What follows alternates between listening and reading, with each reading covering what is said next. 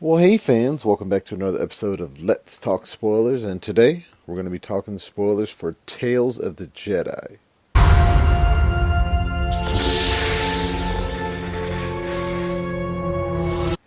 Now, I'm a big fan of Star Wars, a big fan of the movies and the live action shows. When it comes to the animated series, I can kind of either take it or leave it. I don't want to get that deep into it, so to speak. And not like I care about all those tertiary characters that much.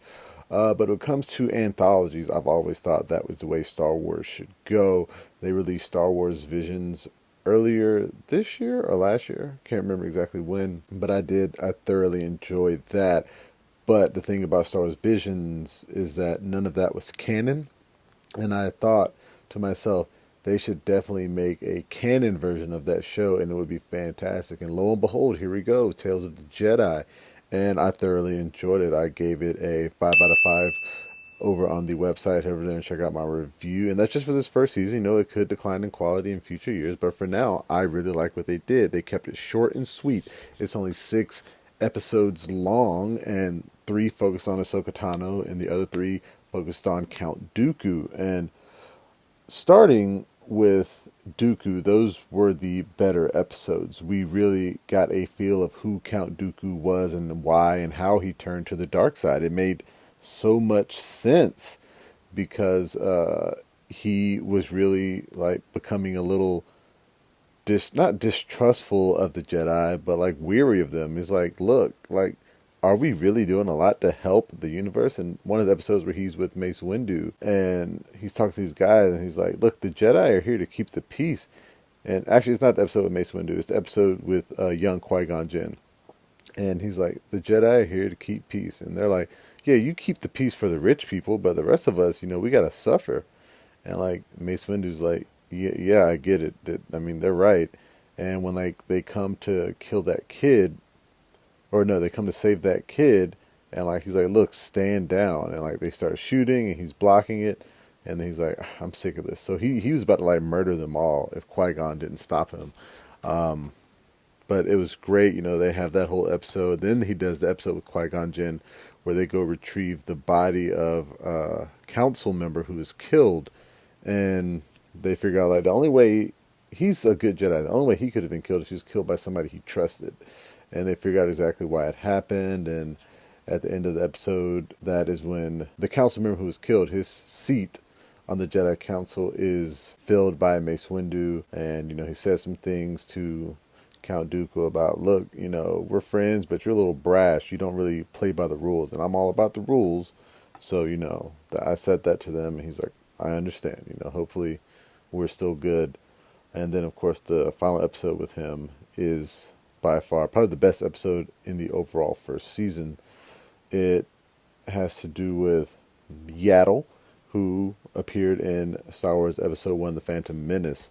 And everybody's like, whatever happened to Yaddle? Like, she's the only other member of Yoda species that we've seen in like Star Wars canon, and she just kind of disappears.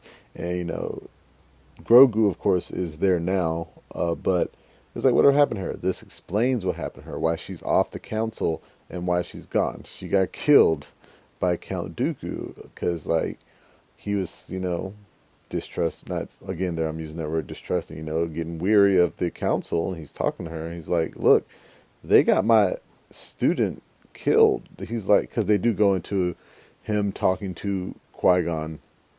And Qui-Gon's like, yeah, I got this new kid, Obi-Wan Kenobi, he's a good kid. He's like, I hope to meet him one day. And that's a nice foreshadowing because when they do meet, they fight each other. But, he basically like tells his master, he's like, look, I'm pretty sure we found a Sith on Tatooine. And he's like, well, we should look into that. The Jedi Council's like, the Sith are extinct. That doesn't happen. Cut to the end of episode 1. And after this episode, he's like, they got my favorite student killed because they didn't believe him. I'm done with the Jedi after this. And, that leads him to the dark side. And he does some shady things and gets involved with Darth Sidious. And when he's talking to Yaddle about it, and he's kind of like putting some hints at what's going on out there. She follows him and finds out he's working for Sidious. And they have like a quick little fight. But then he like crushes her in this door. But she survives it using the Force. She pushes the door open, but it takes like all her energy. and then he just kind of beheads her right there. It's just like a really sad moment. It's that moment where you actually see him like turning to the dark side in that moment where he's like, there's no going back for me. But he felt like he was doing everything he was doing for the good of the galaxy. Like Darth Sidious really got in his head. And that makes that moment where Anakin cuts his head off that much more shocking. Because, he's like, his hands are cut off and he's looking at Sidious, and Sidious is like, well, Palpatine, we don't know he's Sidious at that moment, but he's like, do it. And he cuts his head off. And it's like Yoda trained Count Dooku. Count Dooku trained Qui-Gon. And Qui-Gon, is the one who said, we need to bring Anakin back. Of course, he's eventually trained by Obi-Wan. But there is no Anakin without Qui-Gon. Therefore, there is no Anakin without Dooku. And they do talk about that aspect of the Jedi. He's like, Qui-Gon's, he's brash and a little reckless. And is like, that used to be a good trait for Jedi to have. That's what Count Dooku says. And it's just really funny. I really like the personality that they gave him. But yeah, I wish they have more episodes like this moving forward. Like I said, I really did enjoy it. I really did enjoy the connections to the movies. I enjoyed the inside baseball part of it all of that. Moving on to the Ahsoka Tano episodes. Now it's weird. The first episode is Ahsoka Tano, then it's straight up Count Dooku, and then the final two is back to Ahsoka Tano. But with Ahsoka, we start out from when she's born, and when she's like a year old or whatever, her mom takes her out hunting, and then they're attacked by this giant saber-toothed tiger thing. And when her mom fights it off, the saber-toothed tiger takes Ahsoka, and everybody's like, oh, well, she's going to get eaten, she's dead, everybody's sad. But when it's like about to attack her, and like in this lair, she tames it. And then the thing like takes her back to her village, and she's a baby at this point. Like, no mistaking it. She's like a baby. And she tames this monster, takes her to her village. And it's like, how is this possible? How is she not dead? And like the elder is like, yeah, she's a Jedi. You can't do nothing like that unless you're a Jedi. So that also shows like how strong Ahsoka is, that she could do that as a baby with the Force. And I think they're trying to make connection is that strong Force users are attracted to strong Force users. And everybody talks about, oh, well, Star Wars is all about the Skywalkers. It is. It is about the Skywalkers. It's the Skywalker saga. But there are other super strong Jedi out there. I mean, Count Dooku is really strong. Yoda is really strong. Qui-Gon was decently strong. Obi-Wan is decently strong, But they're showing that Ahsoka from birth was going to be a powerful Jedi, and that's why we have so much focus on her. And of course, Dave Filoni created her, and he really likes her. But she became Anakin's student, and now she's getting her own live-action show. I can't wait to see that. And I hope they do more flashbacks in that show to her early life. But so that's how that episode ends. The next episode is she's doing like this Jedi training that like all young Jedi go through, and like she's talking to Anakin about it. And Anakin's like, this training is worthless. It's not going to do anything for you. She's like, all Jedi go through this. And he's like, exactly. And that's why it's worthless. It's not going to help you in the field. So he takes her to like that group that she eventually like teams up with of the clone troopers. And they do like some realistic training with her.